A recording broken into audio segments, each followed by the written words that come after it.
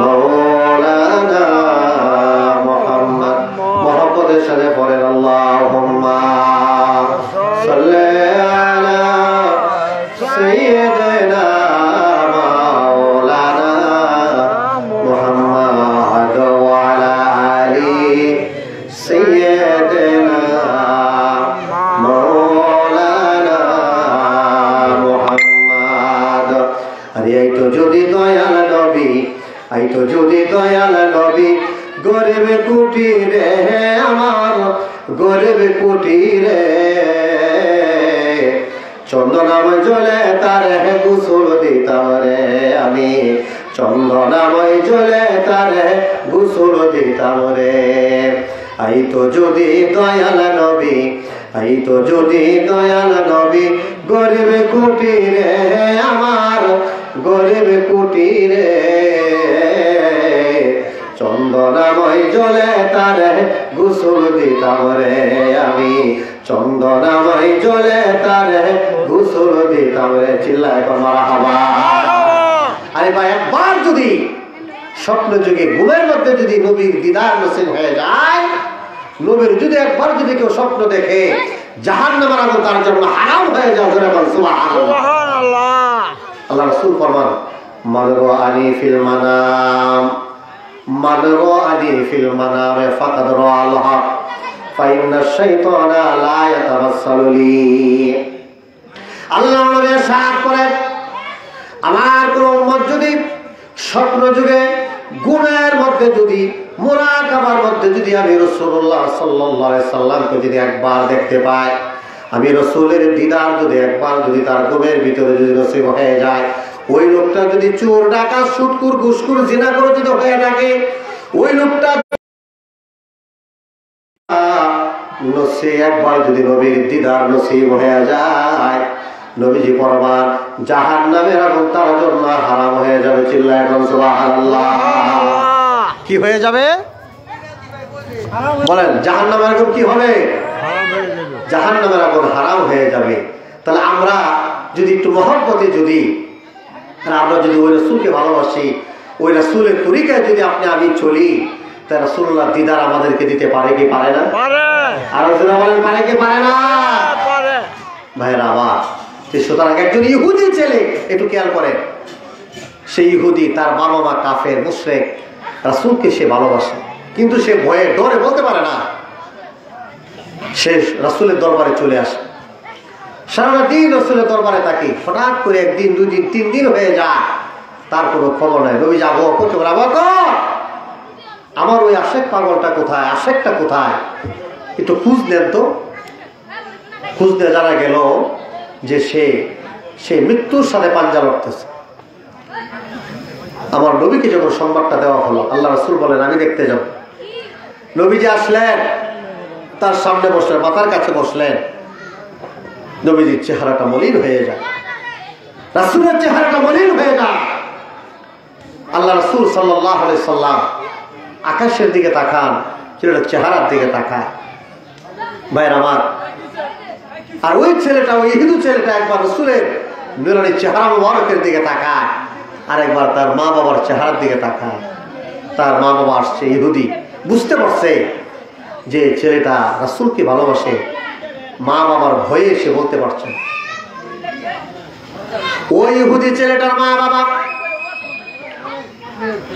রাসূলকে বলে, ইয়া রাসূলুল্লাহ, ইয়া হাবিবাল্লাহ, ও গো রহমতের নবী, আমার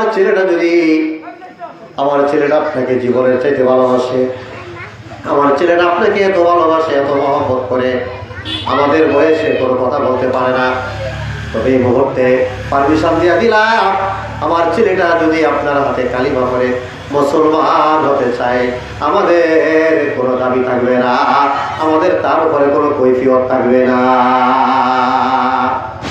তাই আমার সাথে সাথে আল্লাহ নবী সাল্লাল্লাহু আলাইহি সাল্লাম ছেলেটাকে কালিমা পড়ালেন, কালিমা পড়াইয়া দিলেন। নবীজি চলে আসলেন, কালিমা পড়ানো কিছুক্ষণ পরে ছেলেটা আর দুনিয়া থেকে বিদায় হয়ে গেল। ছেলেটা দুনিয়া থেকে বিদায় হয়ে যায়। নবীজির কাছে খবর আসার পরে আল্লাহর নবী সংবাদ দিলেন, জানাইয়া দিলেন, তোমরা যাও তার গোসলের ব্যবস্থা করো, কাপড়ের ব্যবস্থা করো, জানাজার নামাজের ব্যবস্থা করো। আমি নবী আসবো, আমি তার জানাজার নামাজের মধ্যে অংশগ্রহণ করবো। সুবহানাল্লাহ। রহমাতুল্লিল বলে, রহমাতুল্লিল আলামিন বলছেন আমি আসবো। আল্লাহ রাসূল যখন রওনা করছেন, কিছুক্ষণ হাঁটার পরে নবীজি উকি মেরে মেরে আসতেছে। সাহাবায়ে কেরাম জিজ্ঞেস করলেন, ইয়া রাসূলুল্লাহ, ইয়া হাবিবাল্লাহ, আমরা তো সাধারণভাবে হেঁটে যাচ্ছি, আপনি উকি মেরে মেরে কেন যাচ্ছেন? রহমতের রাখতে বলে, সাহাবীরা রে, আমি যা দেখি তোমরা তা দেখো না, আমি যা শুনি তোমরা তা শুনতে পাও না। সাহাবীরা শোনো, আমার ওই নৌ মুসলিম, আমার ওই সাহাবীর জানাজার নামাজে অংশগ্রহণ করার জন্য আসমান থেকে এত পরিমাণ ফেরেশতা জমিনে নাজিল হয়েছে, অবতরণ করেছে। আমি রাসূল যে জমিনের মধ্যে কদম রাখবো, ওই জায়গাটা আমি খালি পাচ্ছি না। সুবহানাল্লাহ। নবীজি জানাজার নামাজে ইমামতি করছে। ইমামতি করার পরে হযরত আবু বকর উমর মনে করতেছে যে আমাদেরকে হয়তো কবরে নামাবে না। সব শেষ হওয়ার পরে রাসূল নিজে কবরে নেমে বলতেছে, দাও দাও, আমার সাহাবীকে আমার হাতে তুলে দাও, আমি তাকে কবরের মধ্যে রাখবো। সুবহানাল্লাহ। সে কিন্তু এক ওয়াক্ত নামাজ সে পড়ে নাই, রোজা রাখে নাই, হজ করে নাই, যাকাত দেয় নাই। মৃত্যুর আগ মুহূর্তে তার কালিমা নসিব হয়েছে। আল্লাহ পাক রব্বুল আলামিন তার সমস্ত গুনাহগুলো মাফ করে দিয়া রাসূলুল্লাহর সাহাবী হইয়া সে কবরে গেছে। সুবহানাল্লাহ। আমার ভাইয়েরা, সেই রাসূল সাল্লাল্লাহু আলাইহি সাল্লাম তিনি কেমন নবী? আমরা ওই নবীর সম্মানে কথা বলি। কেন কথা বলি? কারণ আমরা নামাজ পড়ি রাসূলের তরিকায়, রোজা রাখি রাসূলের তরিকায়, হজ করি রাসূলের তরিকায়, যাকাত দিই রাসূলের তরিকায়, যা কিছু করি রাসূলের তরিকায়। ঠিক না? আর আমরা যদি বলি না আমরা রাসূলের তরিকায় করবো না, তাহলে কি আপনার ইবাদত হবে? নামাজ হবে? রোজা, হজ, যাকাত হবে? কোনো কিছুই হবে না। এই জন্য আপনাকে আমাকে, আমাদের সবাইকে আসতে হবে রাসূলের তরিকায়। বলেন কার তরিকায়? এই জন্য আশেক পাগলের গায়, আরে জীবন মরণ সাধন কর, জীবন মরণ সাধন কর, ও ভাই মুসলমান, রাসূলুল্লাহ তরিকারিতে ডাকছেন কেবলা যান, রাসূলুল্লাহ তরিকারিতে ডাকছেন কেবলা যান। হেলা করে হারাইলে না পাইবার জীবন গেলে, তরিকা নিলে বেঈমান যাবে, তরিকা নিলে বেঈমান যাবে, ঠিক হবে ঈমান। রাসূলুল্লাহ তরিকা নিতে ডাকছেন কেবলা যান, জীবন মরণ সাধন কর, জীবন মরণ সাধন কর, ও ভাই মুসলমান, রাসূলুল্লাহর তরিকা নিতে ডাকছেন কেবলা যান। আল্লাহু আকবার। ভাইরা আমার গভীর মনোযোগ। এই জন্য এই দুনিয়াতে আপনাকে আমাকে রাসূলের তরিকায় চলতে হবে, বাজান সমস্ত কিছু করতে হবে আমার দয়াল নবীর তরিকায়। এই জন্য ওই রাসূলকে ভালোবাসতে হবে, ওই নবীকে মহব্বত করতে হবে বাজান। এই জন্য ভালোবাসতে হবে, কারণ নবীর মহব্বত ছাড়া, নবীর ভালোবাসা ছাড়া আল্লাহর নবী দ্বারা পার হওয়া যাবে না। ভাইরা আমার গভীর মনোযোগ। ওই রাসূলকে চিনতে হবে, ওই রহমাতুল লিল আলামিন কেমন নবী রে বাবা? আল্লাহর নবী সাল্লাল্লাহু আলাইহি সাল্লাম তখনও দুনিয়ার মধ্যে আগমন করেন নাই। নবীজি তখনও দুনিয়ার মধ্যে আগমন করেন নাই। মা আমেনা, হযরত আমেনা তিনি ডাক দিয়ে বলছে, মা হাবেলা দুনিয়া কিতাবের মধ্যে আসছে। তিনি 11 রবিউল আউয়াল সকাল বেলায় তিনি ঘর থেকে বের হয়ে কোথায় গেলেন? জামালে রহমত পাহাড়ের কাছাকাছি গেলেন। ওই জামালে রহমত পাহাড়ের কাছে গেলেন। জামালে রহমত পাহাড়ের কাছে গেলেন। যখন ওই পাহাড়ের দিকে যখন তিনি তাকাইলেন, জাবাল রহমত পাহাড়ের দিকে তাকায় দেখেন জাবালের পাহাড়ের রহমতের উপরে একটা বাঘ দাঁড়ায় আছে, পার্শ্ববর্তী একটা পাহাড়, ওই পাহাড়ের উপরে একটা হরিণী দাঁড়ায় আছে। কে দাঁড়ায় আছে? একটা হরিণী দাঁড়ায় আছে। ভাইয়েরা আমার, হযরতে আমেনা রাদিয়াল্লাহু তাআলা আনহা তিনি মনে মনে ভাবতেছেন, হযরতে আমেনা তিনি মনে মনে ভাবতেছেন, হায় রে, এই বাঘটা যদি হরিণটাকে যদি পায়, হরিণটাকে তো খেয়ে ফেলবে, হরিণের জীবনটা শেষ করে ফেলবে। এরকম ভাবে সে ভাবতেছে। আল্লাহর কি কেরেশমা, মা আমেনা বলেছেন আমি ভাবতে ভাবতে ভাবতে ভাবতে দেখি যে বাঘটা জমিনে নেমে আসছে। সুবহানাল্লাহ। কোথায় নেমে আসছে? জমিনে। বাঘটা জমিনের মধ্যে নেমে আসছে। আস্তে আস্তে হরিণটাও জমিনের মধ্যে নেমে আসছে। কি আশ্চর্য ঘটনা! বাঘটা হরিণটাকে খাবে তো দূরের কথা, বাঘের হরিণের গালের মধ্যে চুমু দেয়, আর হরিণটা বাঘের গালের মধ্যে চুমু দেওয়া শুরু করলো। সুবহানাল্লাহ। হযরত আমেনা বলেন, আমি আশ্চর্য হয়ে গেলাম, আমি স্তম্ভিত হয়ে গেলাম। এরকম দৃশ্য আমার জীবনে আর কোনোদিন দেখি নাই, যে বাঘ হরিণের গালের মধ্যে চুমু দেয়, আর হরিণ কি করে বাঘের গালের মধ্যে চুমু দেয়। দেখতে দেখতে দেখতে দেখতে দেখলাম বাঘটার হরিণটা আমার দিকে আসতে লাগলো। আমি একটু ভয় পেয়ে গেলাম, তাড়াহুড়া করে নিজের ঘরের দিকে আমি দৌড় শুরু করলাম। কিসের দিকে? নিজের ঘরের দিকে আমি একটু তাড়াহুড়া করে যেতে লাগলাম। এমন সময় আল্লাহ পাক রব্বুল আলামিন বাঘের জবানটা খুলে দিছে। বাঘ মানুষের মতো লাগতে বলে, ও মা আমেনা গো, আপনি যাবেন না, আপনার ফসল আপনাকে তো খাবো দূরের কথা, আপনার একটা ফসল ক্ষতি করার ক্ষমতা আমি বাঘের নাই। সুবহানাল্লাহ। একটা মা আমেনার কাছে আসলো, মা আমেনা দাঁড়িয়ে আছে। মা আমেনার কদমের কাছে এসে কদমের মধ্যে সেজদায় পড়ে যায়। মা আমেনার কদমের মধ্যে তার জিহ্বা দেয়া মা আমেনার কদমের মধ্যে চুম্বন করা শুরু করলো, চাপতে শুরু করলো। মা আমেনা একদম বলেন, ও ভাই, তুই তো হিংস্র বাঘ, ক্ষুধার্ত বাঘ, হরিণকে খেয়ে ফেলো, মানুষকে তুমি খেয়ে ফেলো। আজকে তোমার গুসা কোথায়? তোমার ক্ষুধার্ত হয়ে গেল, তোমার রাগ গুসা হয়ে গেল।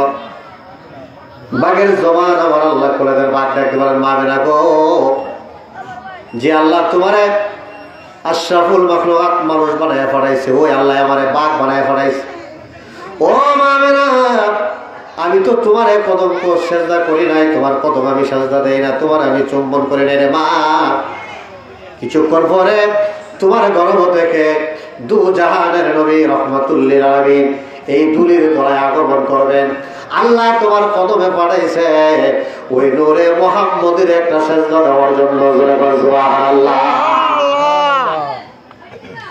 বাগে আমার নবীর সেজদা দেয়। কারে সেজদা দেয়? কথা বলেন, কাকে? এবার হরিণটা আসছে, এবার হরিণটা আসছে, এসে মা আমেনার কদমের মধ্যে চুম্বন করা শুরু করলো। মা আমেনার কদমের মধ্যে চুম্বন করতেছে, মা আমেনার কদমের মধ্যে সেজদায় পড়ে যায়।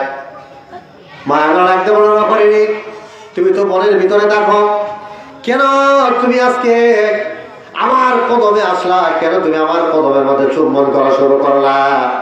হরিণের জবানটা আমার আল্লাহ খুলে দিলে। হরিণ রাখতে পারেন, ও মা আমেনা, তোমার সৌন্দর্য দেখার জন্য, তোমার লোক লাভ লবণ্য দেখার জন্য আল্লাহ পাঠায় নাই। আমেনা গো, কিছুক্ষণ পরে রহমাতুল লিল আলামিন তোমার উদর থেকে দুনিয়াতে তাশরীফ আনয়ন করবেন। ওই রহমাতুল লিল আলামিনকে সেজদা দেওয়ার জন্য, ওই নূরে মুহাম্মদকে একটা সেজদা দেওয়ার জন্য আল্লাহ তোমার কদম আমি হরিণে বানাইছে। চিল্লায় বল সুবহানাল্লাহ। এদিকে তাকান, নবী কেমন নবী ভাইজান দেখেন। আর আমরা রাসূলের সম্মানে কথা বলি, অনেকে বলে ওনারা খালি নবীর এত প্রশংসা করে। আরে ভাই, নবীর প্রশংসা করবো না তো কার প্রশংসা করবো? কারণ যে নবীর প্রশংসা করলে গুনাহ মাফ হয়ে যায়। যে নবীর উপর দুরূদ শরীফ না পড়লে কারো দোয়া কবুল হয় না, দুরূদ পড়লে কবুল হয়। নবীর প্রশংসা করলেই আল্লাহর প্রশংসা আদায় হয়ে যায়। চিল্লায় এখন সুবহানাল্লাহ। সেই নবীকে ভালোবাসবো না তো কাকে ভালোবাসবো? সেই নবীর গুণ কীর্তন করবো তো কারটা করবো রে বাবা, কারণ নবী সারা গতি নাই, নবী সারা আর জোরে বলেন নবী সারা গতি নাই। কোন সাধনে পাইব তোমায় গো নবীজি, বলেন কোন সাধনে পাইব তোমায়, বলেন কোন সাধনে পাইব তোমায় গো নবীজি, কোন সাধনে পাইব তোমায়। এই যে কোটির মরর দেশে তুমি আইলা মানব বেশে, কোন সাধনে পাইল আবদুল্লাহ গো নবীজি, কোন সাধনে পাইব তোমায়। নবীরা কালিয়ার বেশে মাবুদেরা দেশে বকরি সহারাইতেন জঙ্গলা, বনের যত পশুগণ ভক্তি করত দুই চরণ, বনের যত পশুগণ ভক্তি করত দুই চরণ, মেঘের মালা ছায়া দিত গায় গো নবীজি, কোন সাধনে পাইব তোমায়, কোন সাধনে পাইব তোমায় গো নবীজি, কোন সাধনে পাইব তোমায়।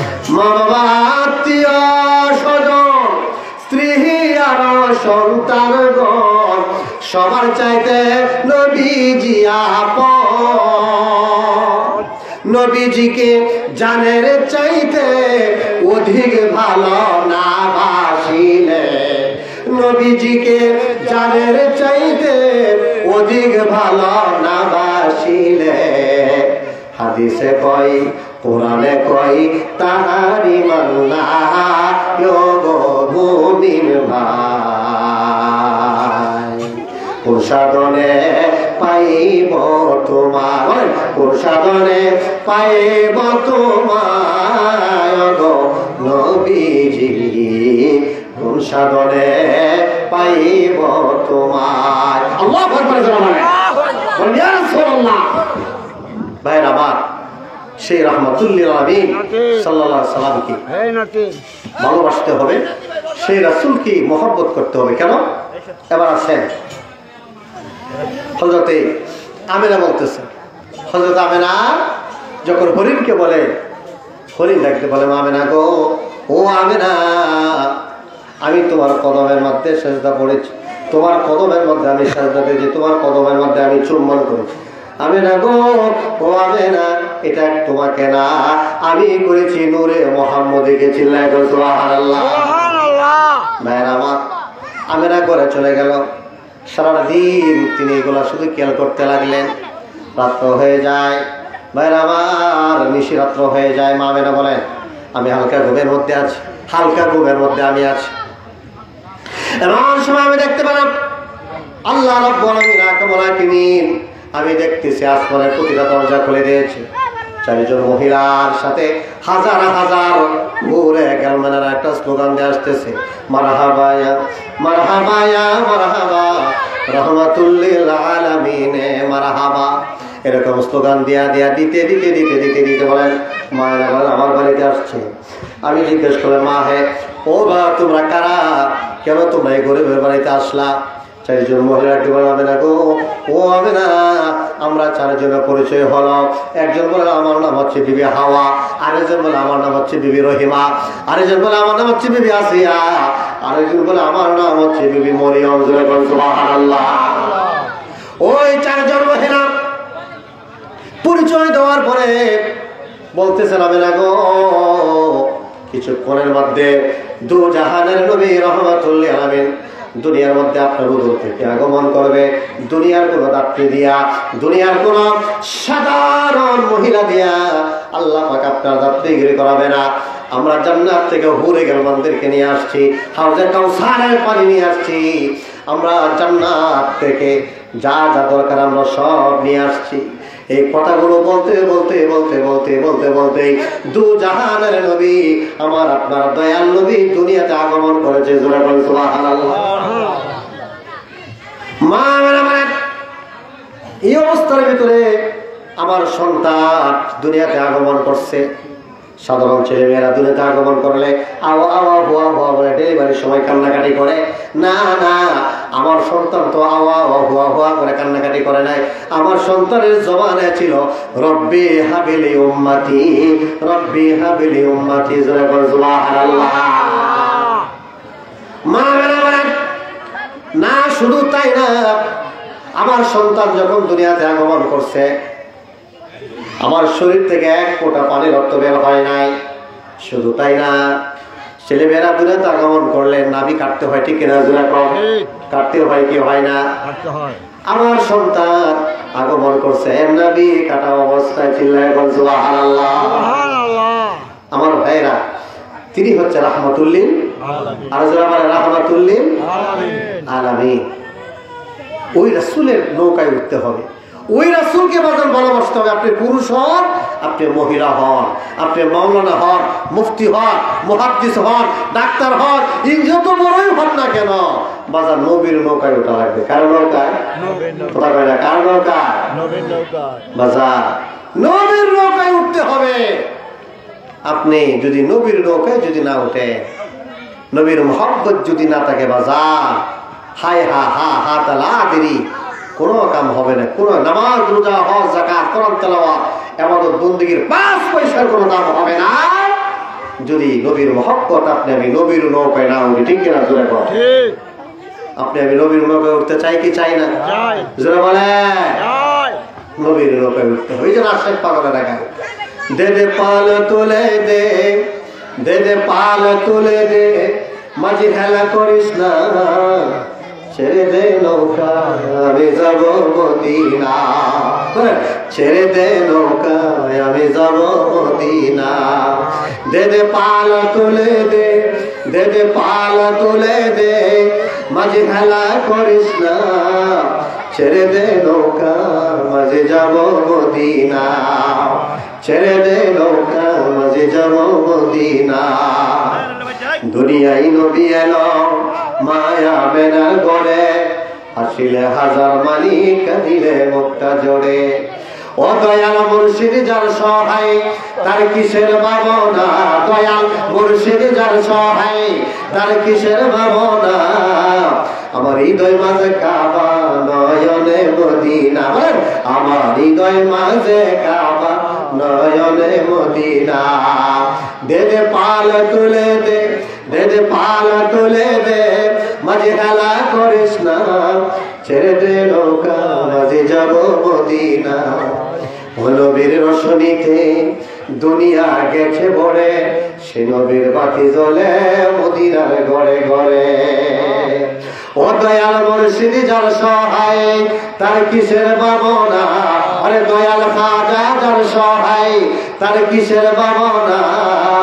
আমার হৃদয় মাঝে কাবা নয়নে মদিনা, বলেন আমার হৃদয় মাঝে কাবা নয়নে মদিনা। আল্লাহু আকবার। ইয়া রাসূলুল্লাহ, ইয়া রাসূলুল্লাহ। সেই রাসূল আমরা চাই কি চাই না? আর যারা বলেন না, চাইলেও চাইতে হবে বাজার। রাসূল ছাড়া কোনো গতি নাই, রাসূল বিহীন কোনো উপায় নাই। এই জন্য রাসূলুল্লাহ সাল্লাল্লাহু আলাইহি সাল্লামের জমানায় পুরুষরা যেমন নবীর কাছে গিয়ে বায়াত গ্রহণ করছে, মহিলারাও আমার নবীর কাছে গিয়ে বায়াত গ্রহণ করছে। জোরে বলেন না সুবহানাল্লাহ, সুবহানাল্লাহ। পর্দার আয়াত যখন নাযিল হয়ে গেল তখন মাঝখানে পার্টিশন কি হয়ে গেল? পার্টিশন। পার্টিশনের ওই পারে আমার মা বোনেরা, এই পারে আমার দয়াল নবী। ঠিক না বেটি? ভাইয়ের আমার, তো দেখা গিয়েছে ওই মহিলারাও আমার রাসূলের জন্য, পুরুষরা সাইয়েদনা আবু বকর, ওমর, উসমান, আলী, পুরুষরা যেমন আমার নবীর জন্য তারা জান মাল তারা কুরবানি দিয়েছেন, সাহাবায়ে কেরাম পুরুষরা, মহিলারাও দেখা গেছে আমার নবীর জন্য, নবীর আদর্শের জন্য, ইসলামের জন্য, কোরআনের জন্য, সত্য ইসলাম সত্য তরিকার জন্য তাদের জীবন কুরবানি করে দিয়েছে। জোরে বলেন সুবহানাল্লাহ। যখন উহুদের যুদ্ধ শুরু হয়ে গেছে, কিসের যুদ্ধ বলেন? উহুদের যুদ্ধ শুরু হয়ে গেছে। ভাইয়ের আমার, হঠাৎ করে যুদ্ধের ময়দান থেকে আসলো কুতিলা মোহাম্মদ সাল্লাল্লাহু আলাইহি সাল্লাম শহীদ হয়ে গেছে। মুহাম্মদ সাল্লাল্লাহু আলাইহি সাল্লাম শহীদ হয়ে গেছে বাজান। কারণ নবী হচ্ছে যারা ইমানদার, যারা মুমিন, আশিক রাসূল, নবী প্রেমিক, তাদের জান হয়েছে আমার নবী। ঠিক না বেঠিক? তাদের জানকে আমার নবী। যখনই আওয়াজটা আছে কুতিলা মোহাম্মদ সাল্লাল্লাহু আলাইহি সাল্লাম শহীদ হয়ে গেছে বাজান, এই আওয়াজটা একজন মহিলা পাগলিনীর মতো সে উহুদের ময়দানের দিকে দৌড় শুরু করছে। রাস্তায় সাহাবায়ে কেরামদের সাথে সাক্ষাৎ। সাহাবীরা বলতেছেন, হে আফিফা, তুমি পাগলিনীর মতন কোথায় করতেছো? বলতেছে, আমার বাধা দিও না, শুনেছি উহুদের ময়দানে দিনের নবী, রহমতের নবী নাকি শহীদ হয়ে গেছে, আমাকে আটকাইও না।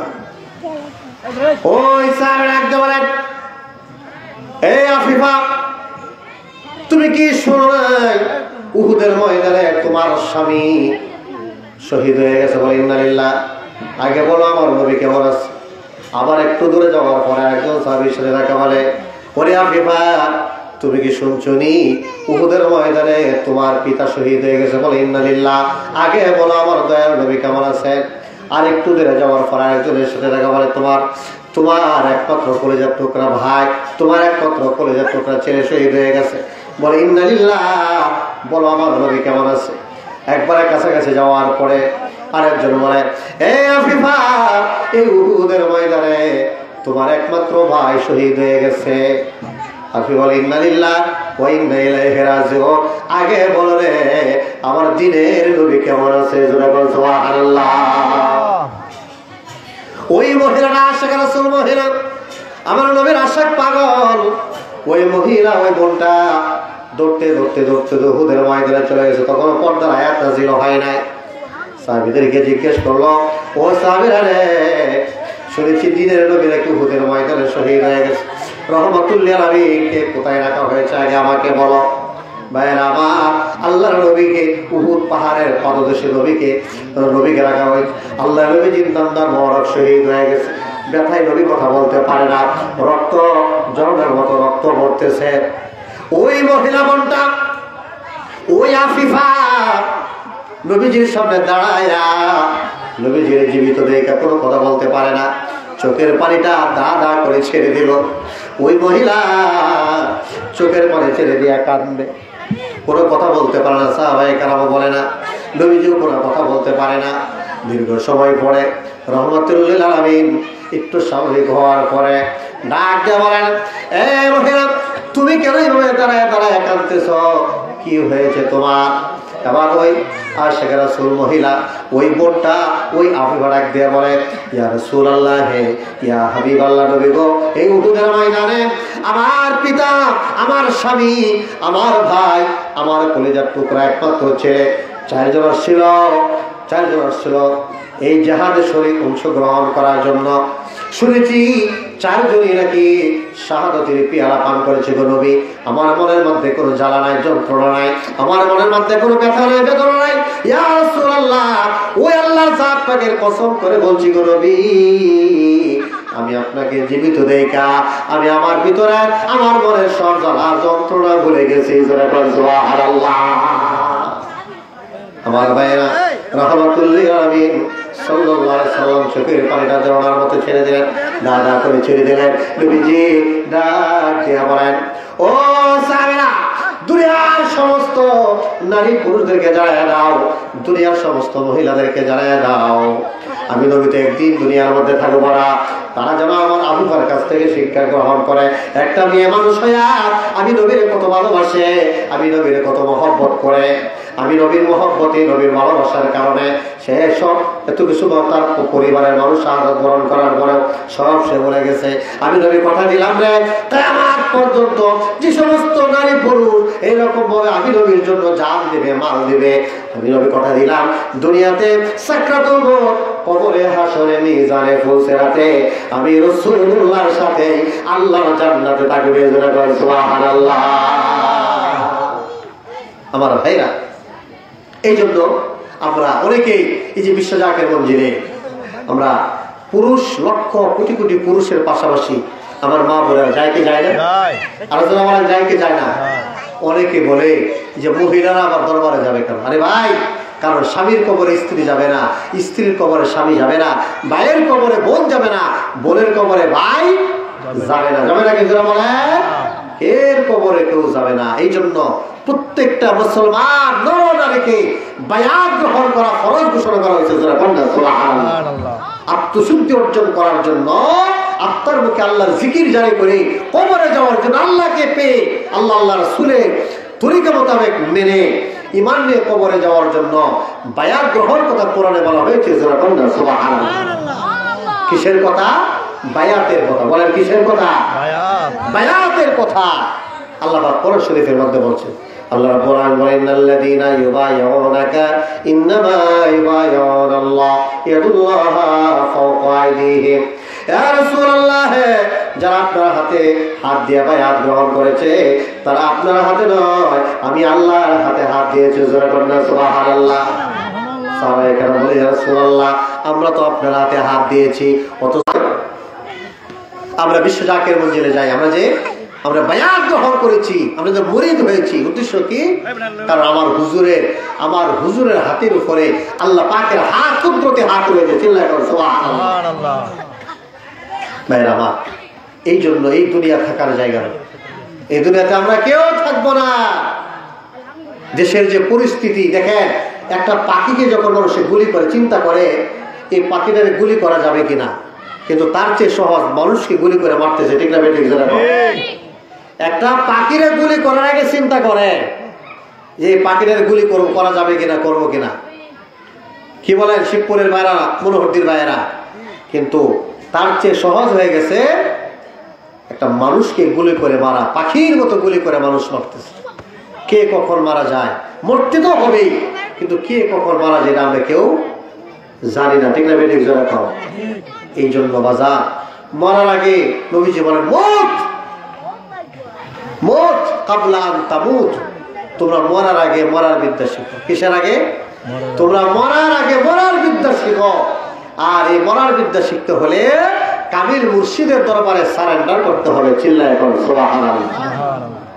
মুর্শিদের দরবার, কারণ মুর্শিদের দরবার হাকিকত হচ্ছে আল্লাহর দরবার। যেটা বলেন কার দরবার? আল্লাহ। মুর্শিদের দরবার হচ্ছে হাকিকতে আল্লাহর দরবার। মুর্শিদের হাত, কামিল ও মুকাম্মিল মুর্শিদের হাত হাকিকতে হচ্ছে রাসূলের হাত, আল্লাহর কুদরতি হাত। ভাইরা আমার, এই জন্য কঠিন একটা সময় কিন্তু আমরা পার করতেছি। কখন যে আমরা দুনিয়া থেকে চলে যাই আমরা কেউ জানি না। আমাদের সবাইকে মরতে হবে, আমাদের সবাইকে কবরে যাওয়া লাগবে। লাগবে কি লাগবে না বলে? এই জন্য আশেক পাগলের আগা, আরে কবর তোমায় ডাকবে যেদিন, কবর তোমায় ডাকবে যেদিন, সকাল সন্ধ্যা বেলা মাগরিবেতে ডুবে যাবে গো। আমার এই জীবনের খেলা মাগরিবেতে ডুবে যাবে গো। আরে বড়ই পাতা গরম পানি গোসল ভাই দিয়া, সাদা কাপড় পরাইবে গো। ও ভাই জনমের লাগিয়া মাগরিবেতে ডুবে যাবে গো। কথা বলেন ঠিক কিনা? আমাদের সবাইকে মরতে হবে। সুতরাং নৈরাশ হওয়ার কোনো কারণ নাই। আমরা এমন একটা সময় আসছি, দেখেন আমরা অনেকে মনে করি এত গুনাহ করছি, এত গুনাহ, আমার মতো গুনাহ গেলে মনে হয় আল্লাহ কোনোদিন মাফ করতো না। এটা কিন্তু আসলে ঠিক। আল্লাহ বলেন, বান্দা রে, এই বান্দা, তোর গুনাহ যদি আসমান বরাবর হয়ে যায় তবেও তুমি নৈরাশ হয়ে না রে বান্দা। তুমি আমার রহমত থেকে তুমি ফিরে যাও না। আমি আল্লাহর কাছে, আমি আল্লাহর দিকে ফিরে আসো, আমি আল্লাহর দরবারে খালেস নিয়ে তওবা করো, আমি আল্লাহ তোমার জীবনের গুনাহগুলো মাফ করে দেবো। চিল্লায় বলো সুবহানাল্লাহ। কি বলেন? আল্লাহ মাফ করবে কি করবে না? আরো যারা গান দেখেন, একজন মহিলা সে জিনা করছে। বলেন কি করছে? জিনা করছে। ওই জিনা করার কারণে বাচ্চা প্রসব করছে। তার ভিতরে অনুশোচনা আসছে যে হাই হাই আমার অবস্থা কি হবে, যে আমি কি পরিচয় দিব, এই বাচ্চার পরিচয়টা আমি কি দিব। ওই মহিলাটা গেছে হযরতে রাসূলুল্লাহর সাহাবী কাতিব ওহী হযরত আবু হুরায়রা রাদিয়াল্লাহু তাআলা আনহু কাছে গিয়ে বলতেছে, আবু হুরায়রা, আমি একজন গুনাহগার মহিলা, আমি জিনা করার কারণে আমি এই বাচ্চা প্রসব করছি। আবু হুরায়রা, আমি আমার গুনাহ মাফ করাইতে চাই, আমি তওবা করতে চাই, আমি ওই জগৎ থেকে আমি ফিরে আসতে চাই, জীবনে আর ওই জগতে যাব না, আর জিনা করব না, আর পাপের রাস্তায় পা দিব না। এমন কোন রাস্তা আছে কিনা আমারে বলে দাও। সারা রাত আবু হুরায়রার সামনে কান্নাকাটি করেছে। আবু হুরায়রা ডাক দিয়ে বলে, এ মহিলা, যাও যাও, তুমি চলে যাও, তোমার মতন পাপিষ্টা মহিলা মাপ পাওয়ার কোন রাস্তা আমার কাছে নাই।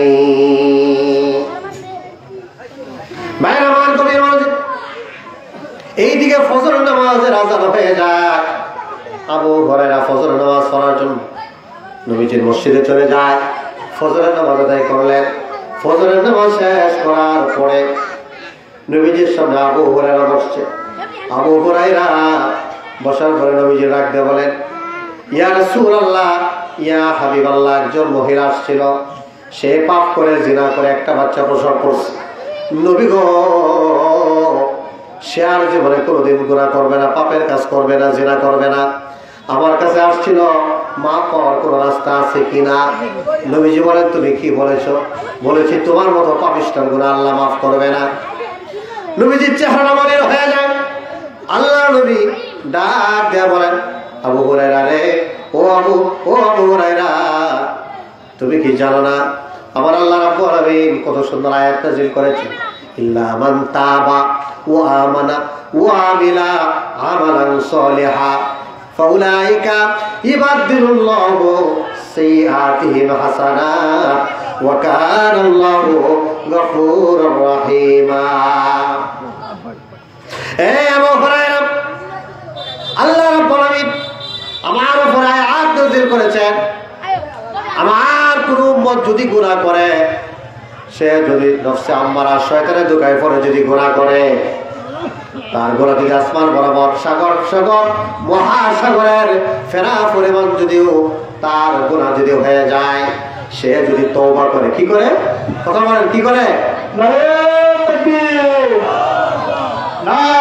তাকবীর, নারে রিসালাত, ইয়া রাসূলুল্লাহ, বিশ্বলি ফরিদপুরে জিন্দাবাদ জিন্দাবাদ, বিশ্বলি ফরিদপুরে জিন্দাবাদ জিন্দাবাদ, জাকের পাটি জিন্দাবাদ জিন্দাবাদ, প্রধানকর্তার আগমন, শুভেচ্ছার স্বাগতম, প্রধানকর্তার আগমন, শুভেচ্ছার স্বাগতম, সাইদি সাহেবের আগমন, শুভেচ্ছার স্বাগতম, নারে তাকবীর, আল্লাহু আকবার, জাকের পাটির পক্ষ থেকে লাল গোলাপ শুভেচ্ছা, জাকের পাটির পক্ষ থেকে লাল গোলাপ শুভেচ্ছা, এলাকাবাসীর পক্ষ থেকে লাল গোলাপ শুভেচ্ছা, নারে তাকবীর, আল্লাহু আকবার।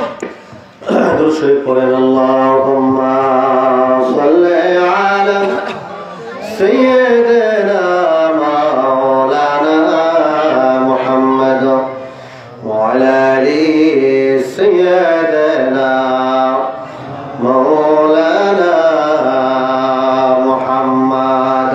পাইলে নিরালাই গো নবী, পাইলে নিরালাই, পাইলে নিরালাই গো নবী, পাইলে নিরালাই। আমি দুই কদমে চুমা দিব, দুই কদমে চুমা দিব, চরণ ধুলি মাখব গায়, পাইলে নিরালাই নবী, পাইলে নিরালাই, পাইলে নিরালাই গো নবী, পাইলে নিরালাই। আমার নবী বহুদূরে লোহিত সাগরের তীরে, বলেন আমার নবী বহুদূরে লোহিত সাগরের তীরে, আরে মদিনার সোনার ঘরে, মদিনার সোনার ঘরে আছেন নবী জিন্দাকায়, পাইলে নিরালাই নবী, পাইলে নিরালাই, পাইলে নিরালাই গো নবী, পাইলে নিরালাই। আমি দুই কদমে চুমা দিব, দুই কদমে চুমা দিব, চরণ ধুলি মাখব গায়, পাইলে নিরালাই গো নবী, পাইলে নিরালাই, পাইলে নিরালাই গো নবী, পাইলে নিরালাই। জোরে জোরে বলেন মারহাবা। আমার ভাইরা, আল্লাহর নবী সাল্লাল্লাহু আলাইহি সাল্লাম এবার ডাকতে বলেন, এ আবু হুরায়রা, এই আয়াতটা কি তুমি পড়ো নাই? এই আয়াতটাকে আপনি পড়েন নাই? ইল্লা মান তাবা ওয়া আমানা ওয়া আমিলা আমালান সালিহা। আমার কোন উম্মত যদি, আল্লাহর কোন বান্দা বান্দি গুনাহ করতে করতে কোন যদি আসমান বরাবর হয়ে যায়, সাগর মহাসাগরের ফেরা পরিমাণ যদি হয়ে যায়, সেই সগীরা কাবিরা যত রকমের গুনাহ করুক না কেন, সে যদি খালিস নিয়তে তওবা করে, তওবা করার পরে যদি সে যদি একাগ্রতার সাথে একচিরিয়া যদি নেক আমল করা শুরু করে, কি আমল? নেক আমল করা, যদি ভালো কাজ করা যদি শুরু করে, আল্লাহ রাব্বুল আলামিন আকামুল হাকিমিন ডাক দিয়ে বলেন, আমি তার সারা জীবনের সমস্ত গুনাহগুলো নেকি দিয়া ভরপুর করে দেব। সুবহানাল্লাহ। কি দিয়া? কথা বলে কি দিয়া? আল্লাহ পাক বলছেন আমি নেকি দিয়া ভরপুর করে দেব। ভাইরা আমার, তাহলে আল্লাহ বলছেন বান্দা তুমি নৈরাশ হইও না। কি হয় না? তুমি নৈরাশ হইও না। সুতরাং নৈরাশ হওয়ার কোনো কারণ নাই। আল্লাহ হচ্ছে রহমান। আল্লাহ কি? আল্লাহ কি? আল্লাহ হচ্ছে রহমান, তিনি রহিম, তিনি তো তার বান্দাকে ক্ষমা করতে ভালোবাসেন। ভাইয়ের আমার, আবার আমরা সেই রহমাতুল লিল আলামিনের উম্মত হইয়া আমরা এই দুনিয়াতে আগমন করছি। ভাইয়ের আমার, প্লিজ যারা দাঁড়িয়ে আছেন মেহরবানি করে একটু বসে যান, একটু জিকির করেন লা ইলাহা ইল্লাল্লাহ লা ইলাহা ইল্লাল্লাহ। জোরে বলে লা ইলাহা লা ইলাহা, আরো জোরে লা ইলাহা, জোরে জোরে লা ইলাহা ইল্লাল্লাহ লা ইলাহা। আল্লাহ সারা মাবুদ নাই, আমার রাসূল বিনে উপায় নাই। সে রাসূলকে পাইতে হলে, সে রাসূলকে পাইতে হলে খাজা বাবার দয়া চাই। লা ইলাহা ও লা ইলাহা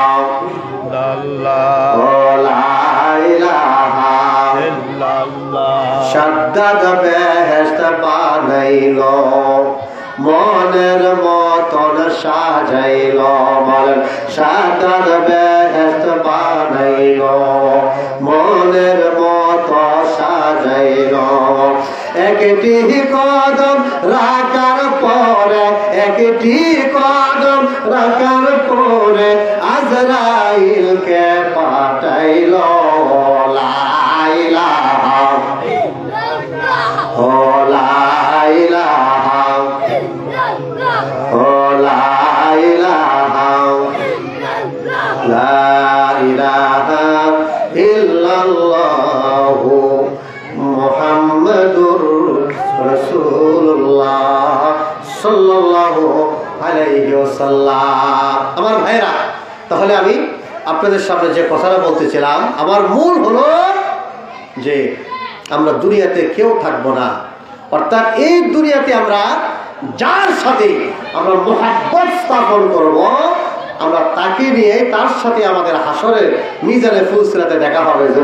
সুবহানাল্লাহ। এখন আপনাকে চিন্তা করতে হবে, আপনি যদি একটা চোরের সাথে ওঠা বসা করেন, ডাকাতের সাথে, সন্ত্রাসের সাথে, হাইজ্যাকারের সাথে, সুদখোরের সাথে, ঘুষখোরের সাথে, তাহলে ওর সাথে আপনার হাসর নসর হবে। ঠিক না? ঠিক জোরে বলেন। আর এই দুনিয়াতে যদি আপনি রাসূলের সাথে উঠা বসা করেন, রাসূলের সাথে আপনার হাসর নসর হবে। আবু বকর, উমর, উসমানের সাথে উঠা বসা করেন, বড় আব্দুল কাদের জিলানীর সাথে উঠা বসা করেন, বড় পীর সাহেবের সাথে আপনার হাসর নসর হবে। খাজা মঈনুদ্দিন চিশতির সাথে উঠা বসা করেন, খাজা বাবার সাথে হাসর নসর হবে। মুজাদ্দিদ আল ফিসানির সাথে উঠা বসা করেন, তিনের সাথে হাসর হবে। বাহাউদ্দিন নকশবন্দির সাথে উঠা বসা করেন, হাসর নসরের সাথে দাদা হুজুর এর পরিষদে উঠে বসা করলে তার সাথে হাসর হবে, খাজা বাবা পরিষদে উঠে বসা করলে খাজা বাবার সাথে হাসর নসর হবে। হিজবুল্লাহর ইমাম জাকের পার্টির মোহাম্মদ চেয়ারম্যান মহোদয়ের সাথে যদি আপনি ভালোবাসা স্থাপন করেন, মহব্বত স্থাপন করেন, হিজবুল্লাহর ইমামের সাথে হাসর আর নসর হবে। জোরে বল সুবহানাল্লাহ। ঠিক না? জোরে বল। যে যাহারে ভালোবাসে সে তো তারে ভুলে না। বলেন, যে যাহারে বাসে সে তো তারে ভুলে না।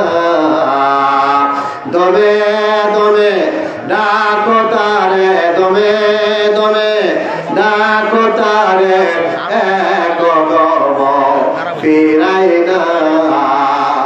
যে যাহারে ভালোবাসে সে তো তারে ভুলে না। ছেলে বলেন মারহাবা।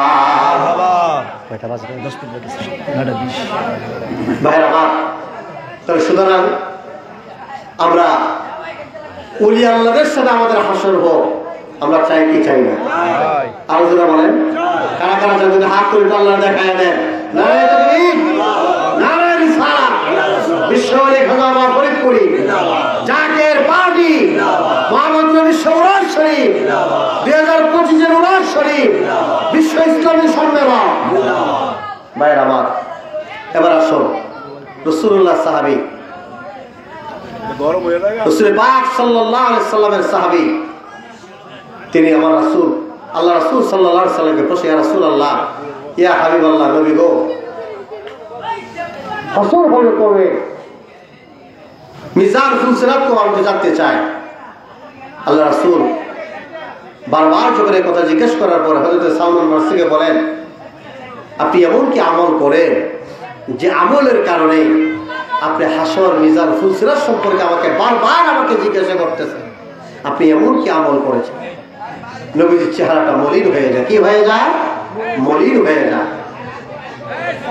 হযরত সালমান ফারসি রাদিয়াল্লাহু তাআলা আনহু ডাক দিয়ে বলেন, চোখের পানিটা ছেড়ে দিয়ে বলেন, ইয়া রাসূলুল্লাহ, ইয়া হাবিবাল্লাহ, আমার ইবাদতের কোনো পুঁজি আমার নাই, নামাজ নাই, রোজা নাই, হজ নাই, যাকাত নাই, খেদমত নাই, গোলামি নাই, নাই বলতে কোনো কিছু নাই। নবী গো, ইয়া রাসূলুল্লাহ, ইয়া হাবিবাল্লাহ, ফাদাকা উম্মি ওয়া আবি, ইয়া রাসূলুল্লাহ, আমার পিতামাতা আপনার কদমে কুরবান হয়ে যাক। নবী গো, আমি এই বৃদ্ধ, আমার 150 বছর বয়স চলতেছে, আমি এই বৃদ্ধ মানুষটা, আমি আমার জীবনের চাইতে আপনি নবীরে ভালোবাসি। সুবহানাল্লাহ। আমি বৃদ্ধ মানুষ। হযরত সালমান ফারসি রাদিয়াল্লাহু তাআলা বলেন, আমার 150 বছর বয়স রানিং। কত? 150। নবী গো, আমি আমার ছেলে মেয়ে বিবি আমার জীবনের চাইতে আপনি নবীরে ভালোবাসি। নবীর চেহারাটা উজ্জ্বল হয়ে যায়। নবীজি বলেন, আল মারউ মা মান আহাব্বা।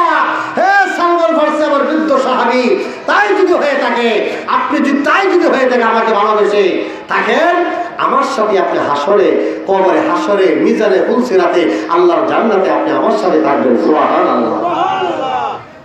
তাহলে আমরা তো নবীর যুগে আসলে ভাইজান, এই বেলায়েতের যুগে আমরা খাজা বাবার ডাক শুনি না। কার ডাক শুনে?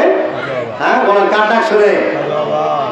বাবার মধুর ডাক শুনিয়া রে আমরা পাগল হইলাম রে। বলেন, বাবার মধুর ডাক শুনিয়া রে আমরা পাগল হইলাম রে।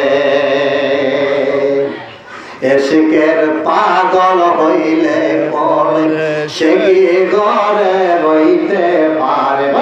এশকের পাগল হইলে পরে সে কি ঘরে রইতে পারে? তাই তো মজনু লাইলির প্রেমে গুহুরা জনম রয় রে, যে শোনে বাবার মধুর পানি রে সে কি ঘরে রয় রে, আমরা পাগল হইলাম রে। পাগল হওয়া কি সহজ কথা, দয়াল বাবার দয়া চার। পাগল হওয়া কি সহজ কথা, দয়াল বাবা